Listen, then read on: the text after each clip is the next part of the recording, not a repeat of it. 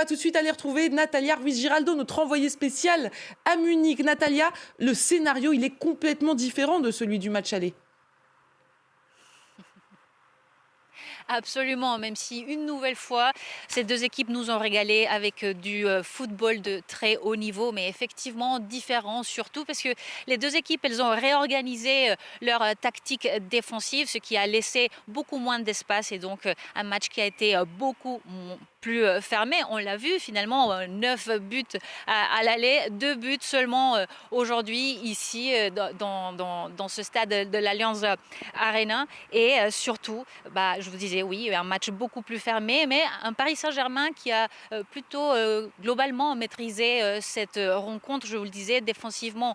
Ils se sont très bien illustrés en rendant la tâche très difficile au Bayern, spécialement avec ces permutations des joueurs parisiens qui changeaient de position sans arrêt. On a vu combien ça a difficulté la tâche des Bavarois. Un match finalement où on n'a pas vu cette attaque de feu du côté du Bayern, où Harry Kane il a réussi vers les dernières minutes à marquer ce but d'égalisation, mais qui n'a pas été suffisant. Michael Olise, il a été plutôt absent, sans réussite. Peut-être l'homme le plus dangereux a été le Colombien Luis Diaz, mais il n'a pas eu de réussite. Il n'a pas réussi à marquer de but. Et surtout, les Parisiens qui ont cette fois très bien trouvé comment bien marquer Luis Diaz entre Marquinhos et Zahir Emery. Il faut le dire aussi, il y avait l'absence de Achraf Hakimi qui pouvait peut-être poser problème à Paris, mais finalement son absence, elle n'a pas causé de dégâts. Zahir Emery a finalement fait le travail très bien, sans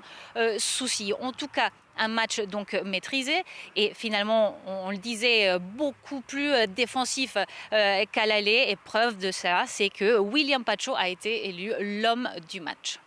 Et Natalia, c'est donc Arsenal qui affrontera le PSG le 30 mai prochain en finale de la Ligue des Champions.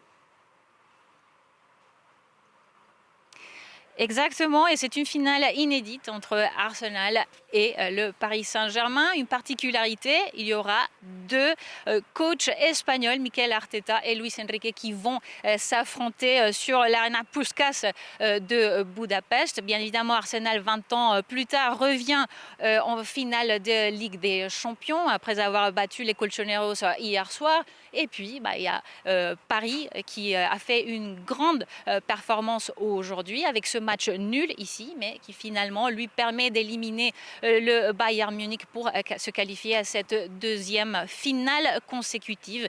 Une énorme réussite pour les Parisiens qui avaient déjà joué Arsenal la saison dernière en Ligue des Champions. Ils les avaient finalement réussi à les battre.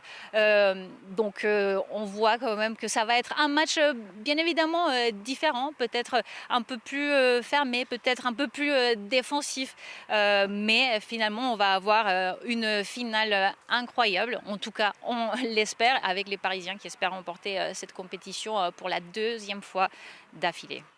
Merci beaucoup, Natalia Ruiz-Giraldo, en direct de Munich. Alors, ça fait